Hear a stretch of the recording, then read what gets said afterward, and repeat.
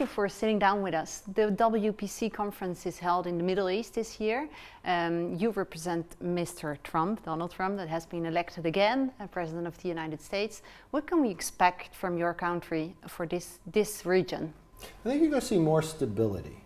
With President Trump having already served, he has a lot of friends and allies and relationships.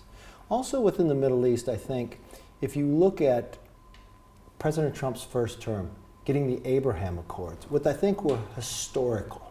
I think you'll see a bigger embrace of that. Also, having the war, conflict in Israel and Lebanon and Gaza, Iran funding the proxies, causing this battle, still holding American hostages. I mean, if you look at history, before Ronald Reagan came in with Americans being held hostage in Iran before, Iran made a smart decision. Send the Americans back before the new administration comes in. And I think President Trump has sent a really clear message. Americans are being held too long.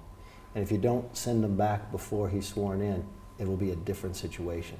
Remember too, when President Trump left, Iran was only able to produce 400,000 barrels a day. The last administration allowed them to get up to 3 million. That's a lot of revenue that they used to fund proxies that made the world unsafe. I think you're going to see from a Middle East perspective, from a UAE, from a Qatar, from a Saudi Arabia, when you look to Israel and others, you now have a strong leader in America that they know, they have a relationship with, and can bring stability back, hopefully, into the Middle East. What about the European Union? I think the European Union, if you look, President Trump has been elected but not sworn in yet, and where was he just last week? In Notre Dame. In Paris. In Paris. He has a good relationship with Macron. He has a great relationship with the Prime Minister of Italy.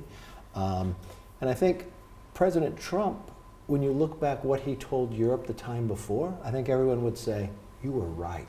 We should have spent more on defense. And I think that'll be a very clear message that President Trump will want to end the war.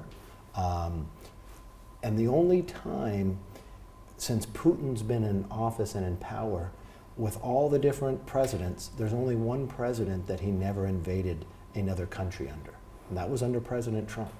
And I think having a strong president like that sets a real message to Putin that he can't be invading other countries.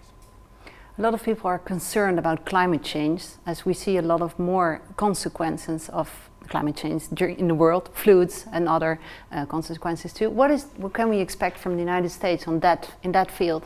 Well, you know, if you look at all the other countries, if they want to talk about lowering CO2 emissions, America has lowered more than any other country combined. That's a fact. And, you know, if America is able to utilize all the energy that they have, we can help our allies in Europe.